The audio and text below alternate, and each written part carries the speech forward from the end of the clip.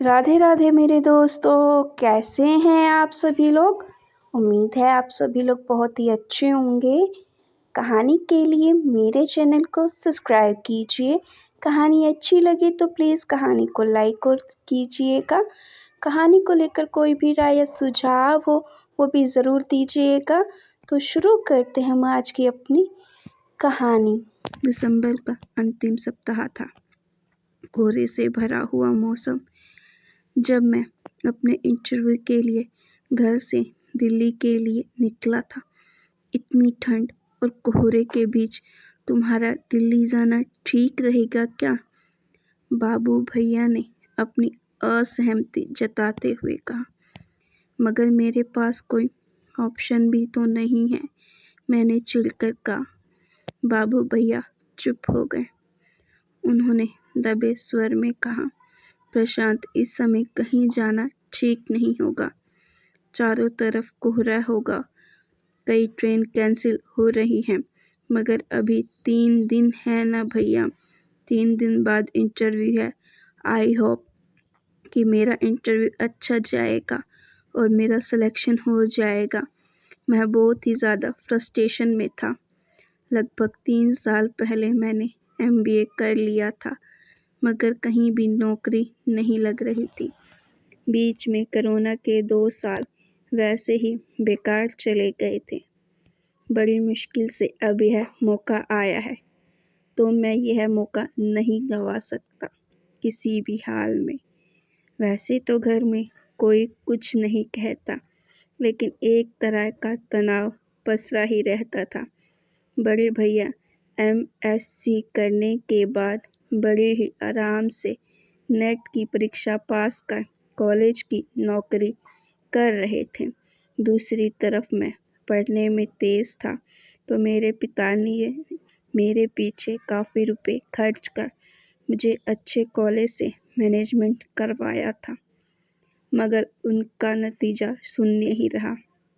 Campus के समय जब मैं सेलेक्ट हो गया था, उसके बाद वह कंपनी ही घाटे में चली गई थी। नौकरी से पहले ही शॉर्ट लिस्टेड कर मुझे हटा दिया गया। दूसरी बार मैंने अपना इंटरव्यू के चक्कर में जब मैं ऑटो से जा रहा था, उसे किसी ने धक्का दे दिया और मैं सड़क पर ही गिर गया था। वह कोई भलमानस था जिसने मुझे उठाकर अस्पताल पहुंचाया और मेरा इलाज भी कराया। फिर फ़ोन नंबर लेकर घर कॉल किया और घर से सभी को बुलवाया भी था। कितनी ज़िल्लतें मैंने झेला है, कह नहीं सकता। इस नौकरी के पीछे और नौकरी है कि मेरे पास आती ही नहीं। एक शर्मीली दुल्हन की तरह धूल छिटक जाती है मुझसे। मैं निकलता हूँ भैया। माँ पापा सभी को प्रणाम कर मैं ट्रेन में बैठ गया। किसी को मन नहीं था कि मैं इंटरव्यू के लिए जाऊं, मगर मेरी जिद थी। मैं घर से निकल गया। ठीक से जाना प्रशांत, कोई भी ज़रूरत हो बिल्कुल फ़ोन कर देना, चाहे वे रात के 12 बजे या 2। बाबू भैया परेशान हो रहे थे। हाँ भैया, मेरी आंखें नम हो गई थी। धीरे धीरे ट्रेन से खिसकने लगी, स्पीड पकड़ने लगी। बहुत ज़्यादा ही ठंड थी और कोहरे की मार तो ऐसी थी कि बाहर कुछ नज़र ही नहीं आ रहा था। धीरे धीरे शाम हो गई और भागते हुए पेड़ पौधे भूत प्रेत की तरह नज़र आने लगे थे। मैं खिड़की के पास बैठा हुआ बाहर देखता जा रहा था। अचानक ही एक तेज़ आवाज़ के साथ ट्रेन रुक गई और लोगों की चीख पुकार मचने लगी। किसी अनजानी आशंका से मैं घबरा उठा। ट्रेन आगे नहीं जाएगी। लोगों की भीड़ में अफरा तफरी मच गई थी। तभी ट्रेन में रेलवे की तरफ से एक अनाउंसमेंट जारी किया गया। प्रशासन कई ट्रेनों के रूट डाइवर्ट कर दिए हैं और कई ट्रेनों को कैंसिल कर दिया गया है। यह ट्रेन अब आगे नहीं जाएगी। क्योंकि आगे बहुत ही गहरा कोहरा है। इस कोहरे में एक्सीडेंट होने के चांसेस बहुत ज़्यादा हैं। भला ऐसा भी होता है, आधे रास्ते में ही अटका कर रख दिया गया है। लोगों का गुस्सा बढ़ रहा था, मगर इससे किसी को कोई फर्क नहीं पड़ता। इंटरव्यू के लिए जा रहे हो बाबू? किसी ने मुझे सुझाया। यहाँ से बस पकड़ लो, रात भर की जर्नी है। बस बनारस पहुँचा देगी और फिर बनारस से कल सुबह बस पकड़ कर चले जाना या फिर कोई लोकल ट्रेन। मरता क्या ना करता। मैं ट्रेन से उतरकर बस स्टैंड की तरफ चल पड़ा। ठंड से ठिठुरते हुए बुरा हाल था। दिसंबर का आखिरी सप्ताह, सर्द रात, कोहरे की चादर में लपेटा हुआ पूरा समा था। पेड़ पौधों से लेकर जमीन तक पसरी हुई बर्फ की सफेद चादर बहुत ही डरावना सा लग रहा था। उस पर साए साए करते हुए काट डालने को तैयार ठंडी सर्द हवाएं। रात के लगभग 9 बज रहे थे। बस स्टैंड पर सन्नाटा पसरा हुआ था। इतनी ठंड में भला ट्रैवल भी कौन करेगा। मैं ठंड से कांपते हुए टिकट खरीदकर बस में बैठ गया। हवा में घुले हुए कोहरे के कण सुइयों की तरह चुभ रहे थे। मैं थरथरा रहा था। हाथ पांव बुरी तरह से कांप रहे थे। कहीं से कुछ चाय का जुगाड़ हो जाता तो कितना अच्छा होता। मैं कंबल लेकर भी नहीं चला था, क्योंकि ट्रेन में तो अटैचमेंट मिलते ही हैं। अब पछतावा हो रहा था। तभी बस में 3-4 महिलाएं चली। उन्होंने शॉल और मफलर से अपना पूरे चेहरा ढक रखा था। चेहरा नजर नहीं आ रहा था। वह चारों मेरे अगल बगल आकर बैठ गई। कितनी ठंड है और तुझे ठंड नहीं लग रही है? लग रही है, मगर क्या करूं? मेरी ट्रेन कैंसिल हो गई ना, तो बस से जाना पड़ रहा है, मैं कांपते हुए बोला। एक महिला ने अपना थर्मस खोला और मिट्टी के सकोरों में चाय निकाल कर आपस में पीने लगी। उसने एक सकोरे में चाय भरकर मुझे भी दिया। लो पी लो, इससे ठंड मिट जाएगी। वाकई गरम गरम चाय पीकर थोड़ी राहत महसूस हुई। बहुत बहुत धन्यवाद आपका। चाय पीने के बाद मैं अपने दोनों हाथ जोड़ लिए। आप लोग कहाँ जा रहे हैं? हम लोग इलाहाबाद जा रहे हैं, एक महिला बोली। उसने अपना बैग खोला और कंबल निकाल कर एक दूसरे को दे रही थी। उसने एक मोटा कंबल निकाल कर मुझे भी दिया और कहा, बच्चे इसे ओढ़ लो, नहीं तो रात भर में जम जाओगे। मगर यह तो आपका है ना?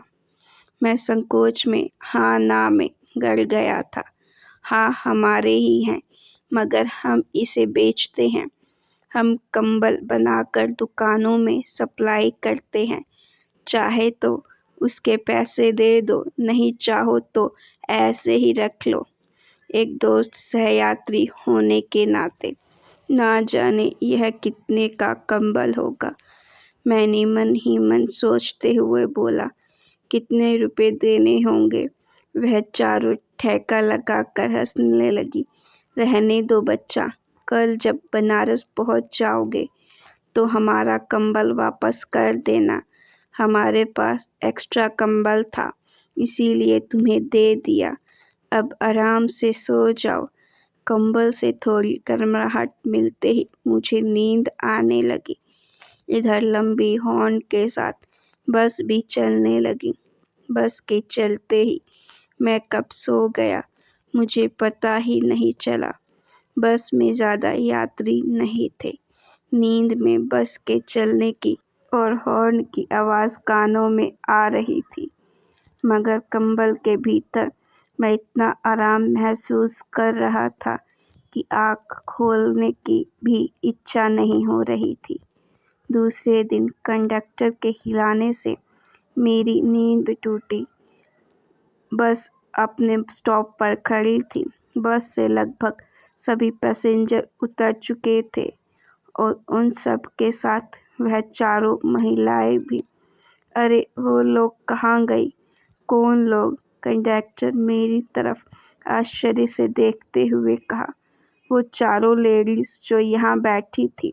यहाँ तो कोई भी नहीं बैठा था। कैसी बातें कर रहे हो आप भाई जी? यहाँ कोई महिला नहीं बैठी थी, मगर यह कंबल तो उन्हीं लोगों का था। मैं और भी आश्चर्यचकित हो गया।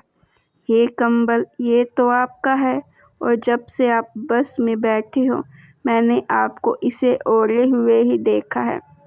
कंडक्टर अब भी मेरी ओर आंखें फाड़े देख रहा था। हम दोनों की बातें सुनकर बाकी बस के ड्राइवर और बाकी स्टाफ भी आ गए। सारी बातें सुनकर उसने कहा, कोई बात नहीं सर, बस में सीसीटीवी कैमरा है, अभी लेते हैं। उसने कैमरा ऑन कर फुटेज देखने लगा, लेकिन वहाँ कुछ भी नहीं था। ना तो बस में कोई महिला चढ़ी थी, न किसी ने चाय पिया और ना ही कंबल देने का रिकॉर्ड था। मुझे देखकर तीनों हंसने लगे। वो भाई जी, हमने आपको नींद से जगा दिया ना, इसीलिए आप यूं बहकी बहकी बातें कर रहे हैं। चलिए चलिए उठिए, निकलिए, अब हम बनारस पहुंच गए हैं। कंडक्टर वहां से चला गया, उसके साथ ही बाकी स्टाफ भी, मगर मैं हक्का बक्का सा रह गया था, कंबल ओढ़े हुए।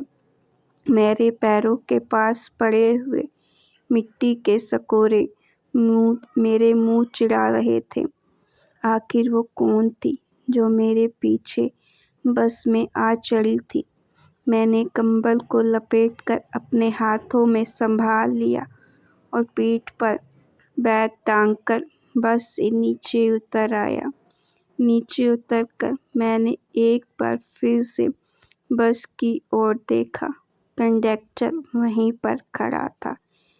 वह मुझे देखकर मेरे पास आया। भाई जी, सच में क्या आपने भूत देखा था? भूत? मैं चौंक गया। क्या वे सब भूत थे?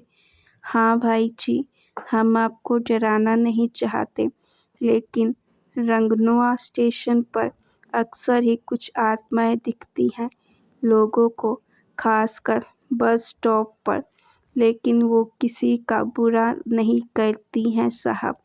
हो सकता है कि आपको किसी मुसीबत से बचा लाई हो। वह कहता जा रहा था और मैं शून्य में पहुंच गया था। अगर मुझे कंबल नहीं मिला होता तो शायद आज मैं भी ठंडे कोहरे में बदल गया होता। कल रात की ठंड और कंबल की गर्माहट दोनों को मैं महसूस कर रहा था। भाई जी, आप दिल्ली के लिए बस ही कर लो। कहाँ इस ठंड में भटकते रहोगे? हाँ, आप बिल्कुल सही कह रहे हो। एक नई उम्मीद लेकर मैं वहाँ से टिकट काउंटर की तरफ बढ़ गया।